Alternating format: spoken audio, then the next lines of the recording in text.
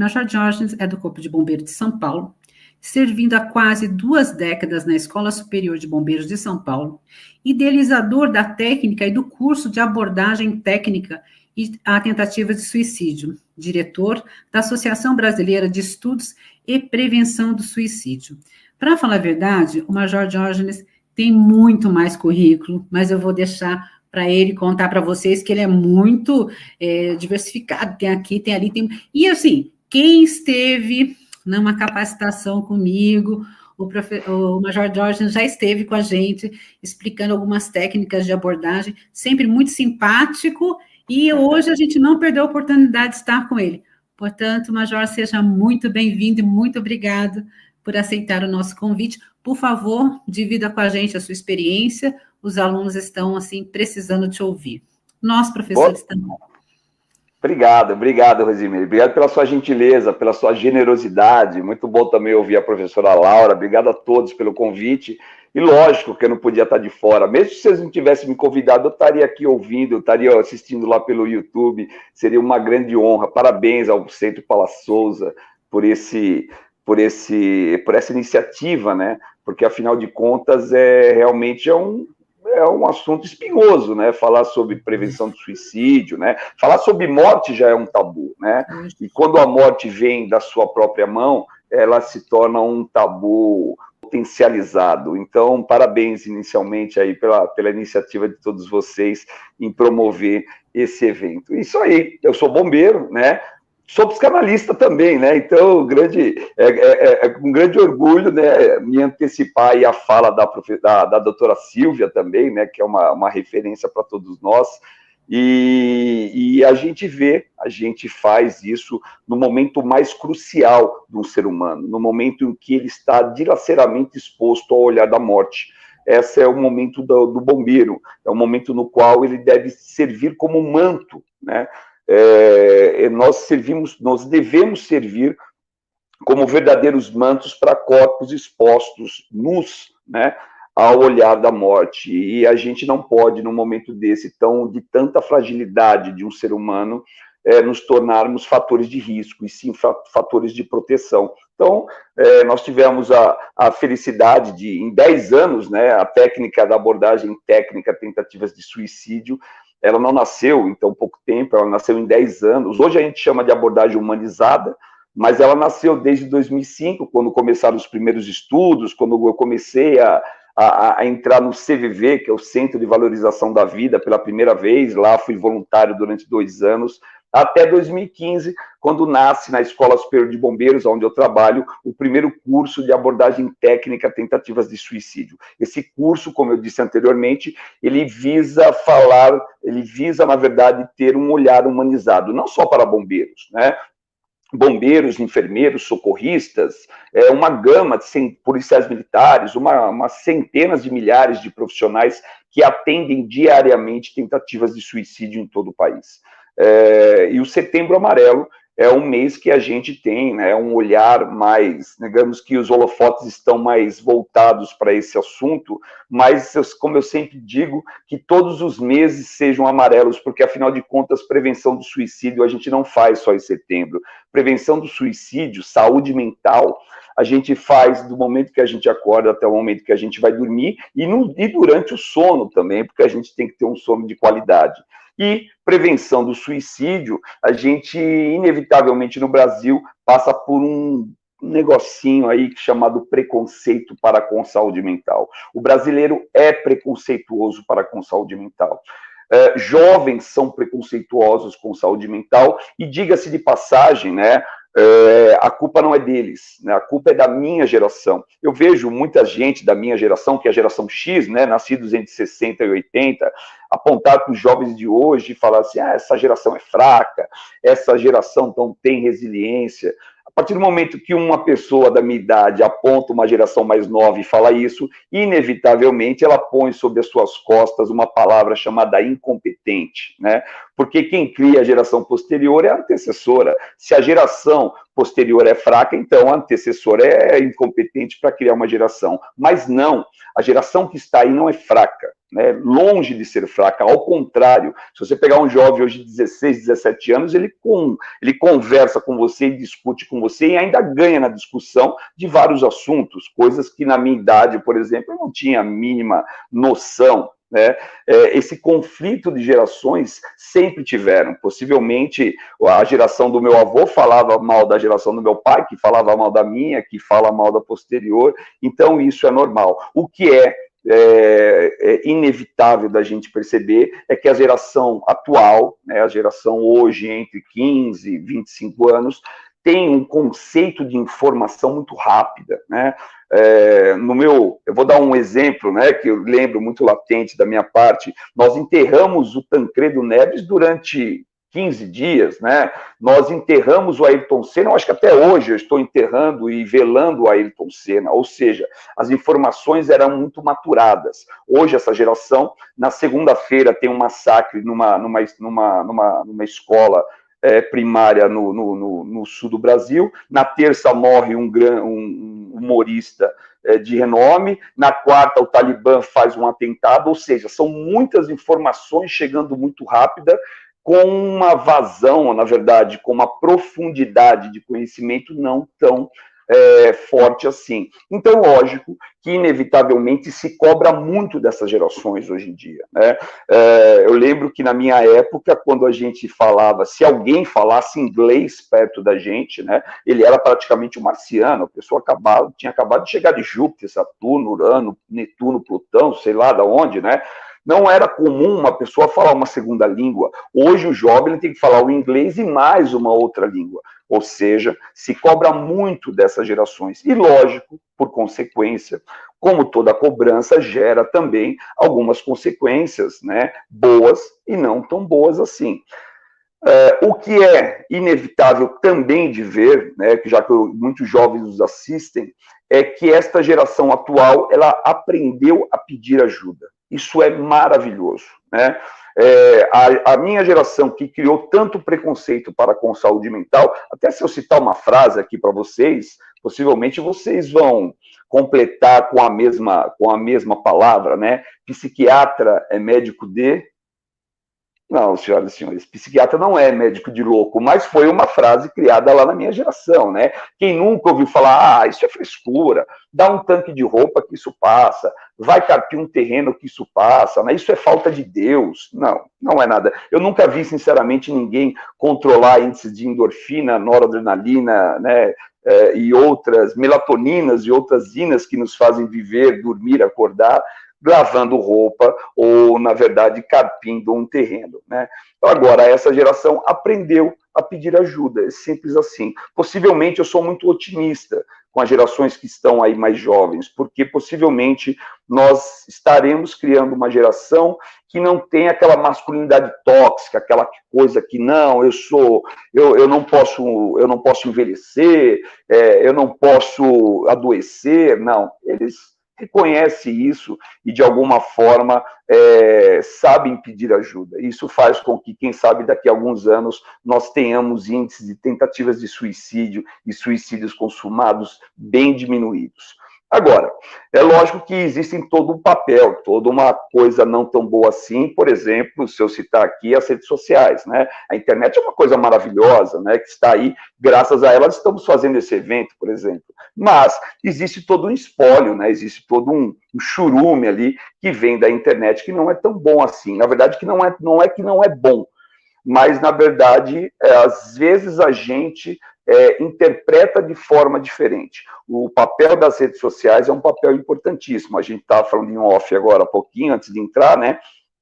Que quanto mais sobe minhas redes sociais, mais sobe também a minha responsabilidade para com os meus seguidores, né? Mas eu não sou o Diógenes Munhoz do Instagram, né? Eu sou um cara normal, eu sou um cara com uma vida de gado, né? Eu trabalho, almoço, trabalho, jantar, dormir, acordar, trabalho, almoço, trabalho, jantar, dormir, acordar. Eu tenho uma vida medíocre, como todos nós aqui, medíocre no significado da palavra medíocre, mediana, né? E de vez em quando, quem sabe eu tenho algum evento social, alguma viagem, aí a gente vai posta, né? com uma forma sedenta. Mas eu não sou aquilo. Aquilo, na verdade, é um produto que eu quero passar para todos vocês, é um produto que a gente quer vender para os outros.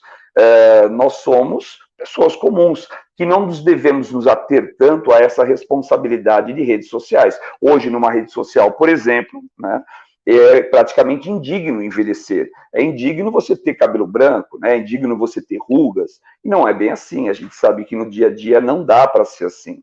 Para que vocês tenham uma ideia, o único caminho que tem, se você não quer envelhecer, ninguém quer, né? Que é morrer jovem. Então a gente tem que, de alguma forma, criar alguns mecanismos de saber que vivemos no mundo real e não no mundo virtual, né? Mas, voltando ao preconceito que a gente tem com saúde mental, outro profissional que tem muito preconceito, né, que sofre muito preconceito, por exemplo, a doutora Silvia, uma psicanalista, né, um psicólogo, né, até hoje se fala que terapia é frescura, algumas pessoas ainda falam isso. Senhoras e senhores, eu faço terapia, né, há muitos e muitos anos, até por uma questão da minha própria função. Eu tenho que fazer terapia porque eu vejo imagens, convivo com imagens muito fortes. E eu não sou uma pessoa fraca ou forte, né, por causa da terapia, ou deixar de fazer terapia, ou fazer terapia. Na verdade, a gente se aprende a conviver com os monstros internos e aprende a conviver com as coisas que até então a gente não convivia. Por que eu estou falando tudo isso? Porque a gente não pode ser uma pessoa que busca a tão afamada, né, a tão famosa resiliência no Instagram, no TikTok ou no Facebook, né? Ninguém vai buscar, ninguém vai ser resiliente lá. E todo mundo quer ser resiliente, né? Todo mundo quer ir para o céu, mas ninguém quer morrer. A verdade é essa. E todo mundo quer ser resiliente, mas só existe um método de ser resiliente, é apanhando. E só existe uma professora, a vida. Então, cair faz parte da busca da tão famosa resiliência. Resiliência na física é a propriedade que o material tem de, quando submetido à força elástica, voltar à sua condição aquosa sem sofrer coeficiente de deformidade, né? Na vida é quando você aguenta tomar porrada e continuar. Então, busquemos a resiliência, né? Vocês, todos nós, né? Nós temos que ter a consciência de que apanhar, chorar, cair faz parte do processo. O que não faz parte do processo é continuarmos embaixo, não aceitando ajuda. Senhoras e senhores, sim, façam terapia. Senhoras e senhores, sim, se preciso for, busquem a psiquiatria. Porque o brasileiro é tão preconceituoso com essa última área que eu acabei de citar, que é a psiquiatria, que a gente deixa de tomar um remédio pela simples cor da tarja do remédio. Então, se ele é cor vermelha, eu tomo. Se ele é cor preta, eu não tomo. A diferença entre os mesmos é porque o de cor preta pode causar uma certa dependência. É só isso. Não vai tirar ninguém do mecanismo da consciência, vai jogar no mundo lunático? É lógico que não, né? Os 3 maiores remédios utilizados para o tratamento de ansiedade e depressão, eu falo muito de ansiedade e depressão, gente, mas é porque são as mais pops, mas estão muito longe de levar, por exemplo, num estudo, né, do Dr. Bertolotti, que é um grande psiquiatra renomado aqui em São Paulo. Ele fez um estudo que o que menos leva ao suicídio é a ansiedade e a depressão. Eu não citaria, lógico, qual que mais levaria, mas a que menos leva é a ansiedade e a depressão. Mas 3 remédios mais utilizados para o tratamento dessas doenças é cloridrato de fluoxetina, sertralina e escitalopram. São todos remédios de tarja vermelha, né? Então, quem sabe um tratamento coadjuvante com bromazepam, aí sim tarja preta, o clonazepam, que é o Rivotril, tarja preta, diazepam, para melhorar a qualidade de um sono, é só isso, né? Eu sempre digo que a diferença entre uma pessoa diabética, uma pessoa que tem hipertensão, que tem colesterol alto, e a pessoa que tem depressão, é que essas 3 primeiras doenças, a pessoa vai ter que se tratar o resto da vida. E quem sabe que tem depressão, ansiedade, não. Ele entra num processo de desmame e tem uma vida normal. E o diabético, ele vai ter que tomar a metformina dele, ele vai ter que tomar a insulina dele, com pressão alta, o captopril dele, e também vai ter uma vida normal. A gente não pode gerar preconceito para algumas doenças porque elas são invisíveis. Antes, então, depressão fizesse sangrar os olhos e saísse um líquido verde dos ouvidos. Aí as pessoas olhariam e falassem, puxa, ele está com depressão, né? Mas, como são doenças invisíveis e silenciosas, a gente acaba tendo um preconceito.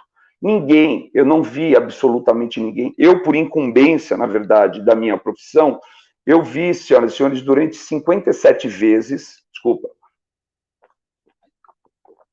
durante 57 vezes a face da morte do outro lado, né?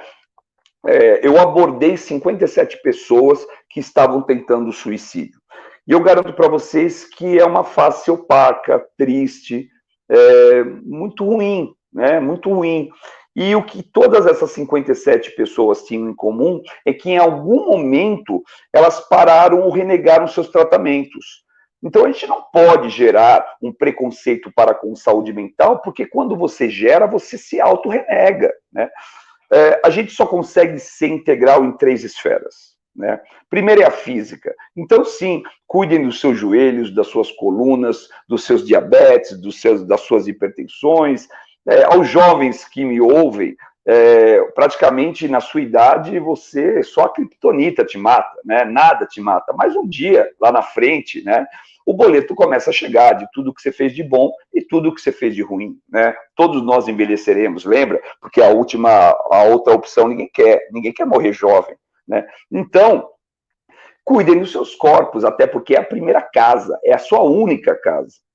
A segunda esfera que te deixa integral, né, que você se torna integral, é a esfera espiritual. Eu não estou falando de religião, eu estou falando de espiritualidade. Você pode ser ateu e ter total crença na sua fé ateia, não tem problema nenhum. Mas, inevitavelmente, em algum momento da linha do seu tempo, alguma coisa ou tudo pode te faltar. E, inevitavelmente, também, você vai ter que fletir os teus joelhos num genuflexore e se conectar a alguma coisa que você nem sabe se existe. Esta conexão chama-se fé. Você tem que ter fé, ok? Então essa é a segunda casa. E a terceira, meus queridos, é a que comanda tudo isso, né? Se você não estiver bem aqui, você não vai estar bem em lugar nenhum. Se você não estiver bem com os seus, você não está bem. Só vive plenamente quem vive pelos outros. Essa é a grande verdade.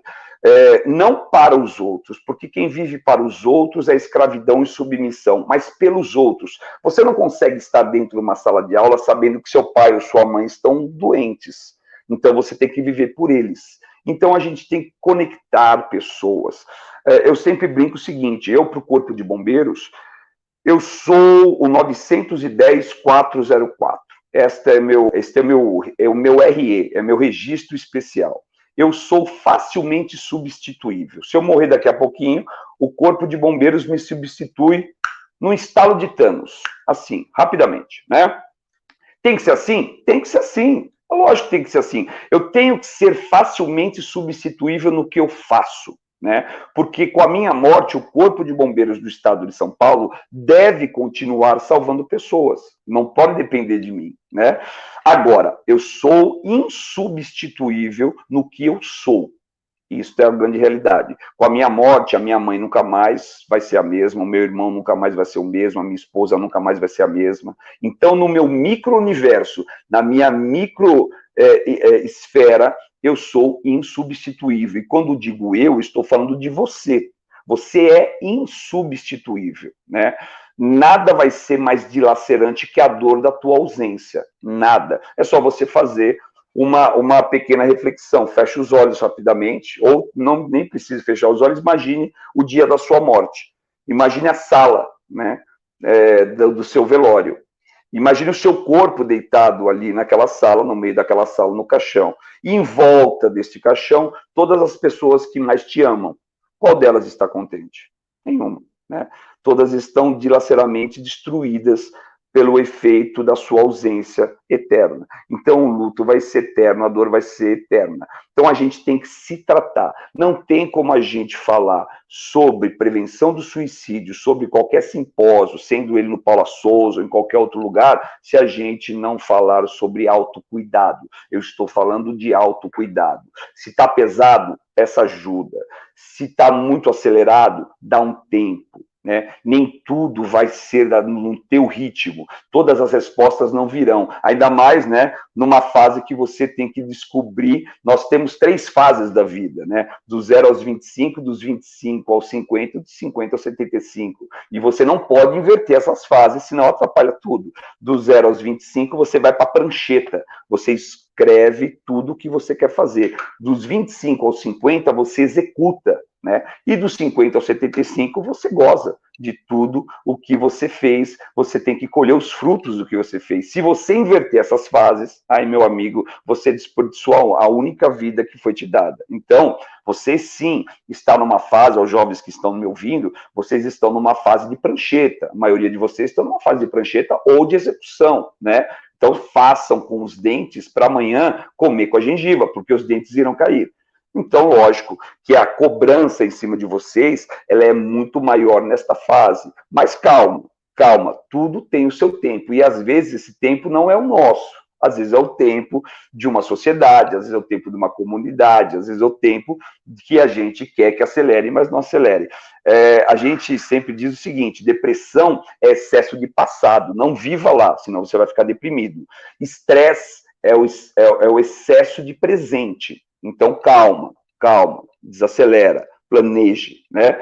E ansiedade é o excesso de futuro. Se você começar a sofrer pelas coisas que vão ocorrer daqui 5 anos, possivelmente nem ocorram. Os maiores problemas da sua vida são aqueles que nunca irão acontecer. Nunca se esqueçam disso. Os maiores problemas da vida de vocês são aqueles que nunca vão acontecer. Vocês sofreram por antecedência. Executem, planejem, executem e depois desfrutem. Não alterem esta ordem das coisas aí. E nunca se esqueçam de uma fala que não é minha, é do CVV, do Centro de Valorização da Vida. Quando você não fala, o sofrimento não vai embora. Muito se especulou que a pandemia ia jogar os índices de suicídio lá para cima. Não. Na verdade, houve uma estabilização. Por quê? Porque as pessoas ficaram mais dentro de casa. As pessoas começaram a fazer mais uma coisa chamada coexistência, coabitar. As pessoas começaram a exercitar uma coisa chamada escuta compassiva. Falaram mais, foram mais ouvidas. E aí os índices de tentativas de suicídio estabilizaram, com uma pequena tendência de queda. Então, eu acho que veio um micro-organismo patogênico para nos ensinar, da pior forma possível, que coexistir e coabitar é a melhor forma de preservar a raça humana. Então é isso, eu acho que não tem muito que ser dito em relação à prevenção do suicídio se a gente não falar sobre quebra de preconceito com saúde mental e também de autocuidado. E é isso. Eu acho que eu não estourei meu tempo, não, deu certinho aí. Isso mesmo, Major, eu estava aqui curtindo essa fala, que maravilha, adorei. Olha, algumas frases assim ficou bem marcante, né? Kriptonita, realmente, quando a gente é jovem, parece só que nada nos destrói, não é mesmo? Só kriptonita. Eu fiquei com uma dó do Superman quando destruiu ele. Eu também, só se você tiver as 5 gemas do universo para destruir esse pessoal aí. Essa do Thanos, né, também. Você está integrado com antenado. Eu sou geek, eu sou meio geek. Está antenado, também vi esse Thanos ali, eu falei, ele assistiu também. Isso aí, né, tem que falar com os jovens, a gente tem que falar a língua deles, eu acho isso super bacana. Major, eu acho que tudo isso que você comentou com a gente, que trouxe, é muito, muito verdadeiro, né? A gente precisa estar atento. Eu acho que nem todo mundo, né, consegue ouvir desta forma, né? Eu me lembro de um padre que ele estava no hospital e ele comenta, por exemplo, sobre a vida e a morte, rapidamente aqui para sintonizar com você. Todo mundo sempre quer que o outro viva, era uma senhora, no caso, teve uma hora que ela falou assim, mas e se eu quiser morrer, né? E aí esse padre fala, mas essa senhora tinha 90 anos, né? Estava cansada, adoecida, e ela tinha o porquê estar dizendo isso. Foi essa ordem da vida que o senhor mencionou aqui para a gente, né? Há momentos que isso é necessário, mas fora deste contexto, a gente precisa entender, a gente precisa buscar ajuda, né? Estamos vendo aqui algumas perguntas que falam, o mundo é melhor sem mim? Não, o mundo não é melhor sem você. né? Não, Cada um de que jeito algum. comenta isso, lembre-se, você é muito importante e talvez você precise de uma ajuda, de um carinho, e eu entendo se você não estiver entendendo isso, a gente vai conversar. Major, muito obrigada, eu adorei demais. Tem que voltar mais vezes. Ó, gente, vocês que estão nos assistindo aí, vocês pegaram o endereço do Major aqui.